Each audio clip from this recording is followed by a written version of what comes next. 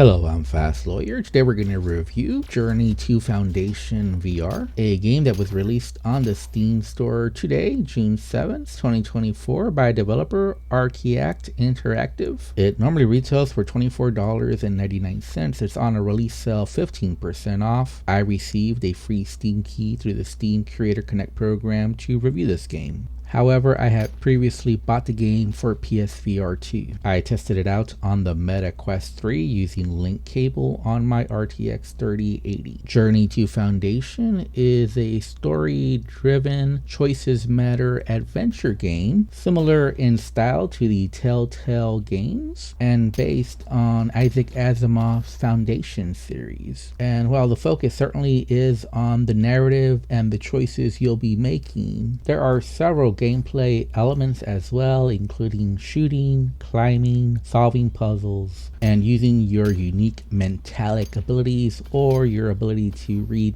other people's minds or influence them. It took me approximately 6.5 hours to do one playthrough, but you'll probably want to do other playthroughs just to see the differences in choices and the results. If you're a fan of Telltale games, I can definitely recommend Journey to Foundation to you, and if you enjoy narrative-driven games as well. However, just like the Telltale games, there are some issues with the actual gameplay. Let's talk about Journey to Foundation and whether it's right for you or not. Journey to Foundation is running on the Unreal Engine. On my RTX 3080, I was getting mostly 90 frames per second, but unfortunately the only graphical setting was gamma correction. You do have full locomotion along with teleportation available, along with smooth and snap turning, and along with degree of turn or speed of turn. There are several comfort options, including not just the vignette, but you're able to skip certain parts of the game, such as climbing. You can choose camera movement to be head tracked or hand tracked. You can choose dominant hand left or right. There's height adjustment, holster adjustment, there's button crouching, there's magnet hand, so you can definitely play this comfortably seated. I did not experience any major issues or bugs. However, I did face some minor issues such as objects falling under containers or some clipping as well, but these did not affect gameplay. There were also some parts that had some missing animations that made the scene look strange. Visually speaking, I couldn't tell much difference from the PSVR 2 version or the PCVR version, and I don't own and never played the MetaQuest port version, so I can't comment on the differences there. But there is a big difference between the PSVR 2 version and PCVR, and that comes in the form of the eye tracking. On the PCVR version, you're having to actually reach out and touch the choices, and that's how you make your dialogue choice, although there are parts where you're using your gaze in order to make a selection. On the other hand, on PSVR 2, you're using the eye tracking to make these selections, and it's just a much smoother process. And for that reason, this is one of the few games where I would recommend PSVR 2 over PCVR. And on PCVR, it's very easy to mistakenly cancel the conversation when you don't want to, so beware of that. And it's not always just simply making a dialogue choice. Sometimes you'll be making gestures or using your mentalic abilities to get different choices available. With your mentalic ability, you're able to tell the emotional state of the subject, and sometimes you're also able to manipulate them into acting a certain way. For example, you might be able to frighten the guard so that they'll walk away, so that you're able to sneak past them. Overall, I really enjoyed the story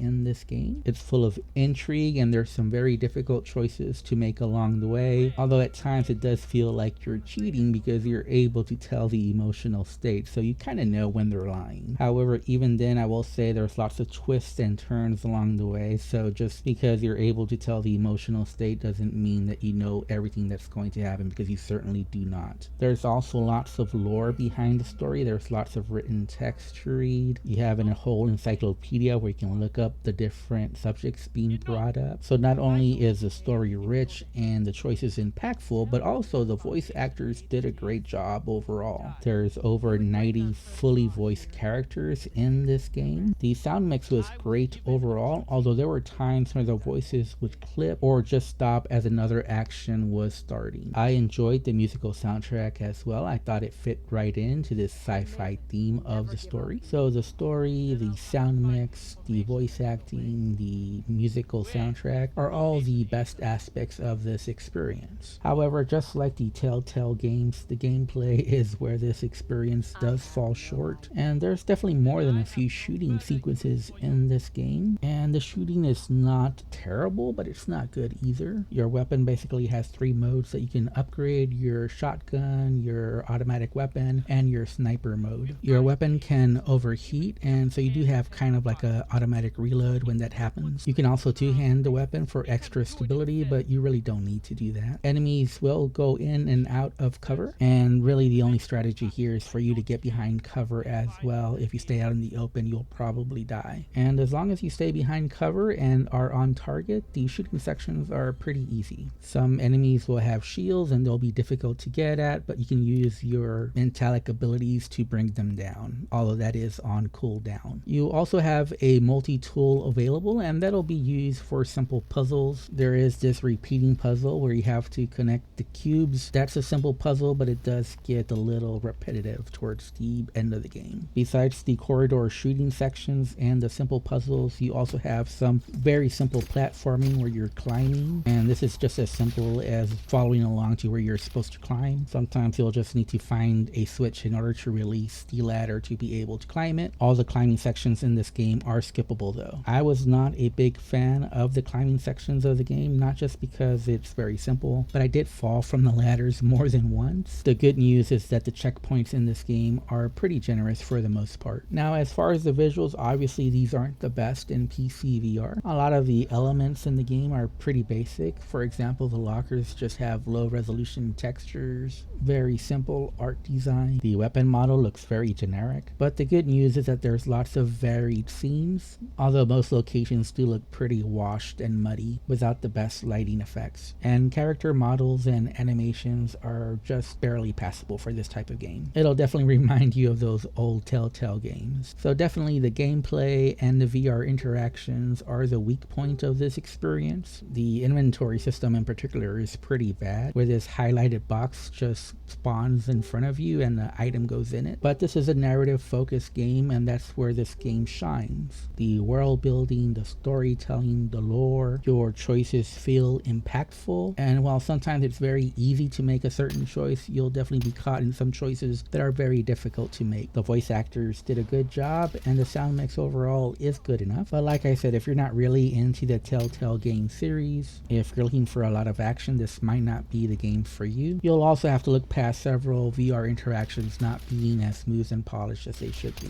Overall, I did enjoy this game and I do recommend it, and if I have to rate it, I would give it a very solid 7 out of 10. It has a very strong story, and if you enjoy narrative driven games, I think you'll enjoy this one. Anyways, I'm Fast Lawyer. This has been my review for Journey to Foundation. If you enjoyed this video review, if you found it useful, don't forget to like, comment, and subscribe. And as always, have a wonderful day and enjoy the rest of the video.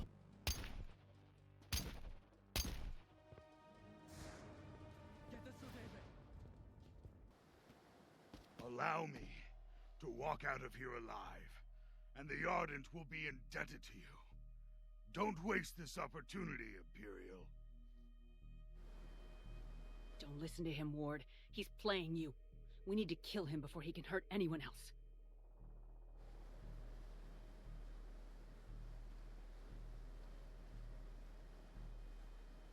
Oh, shut up.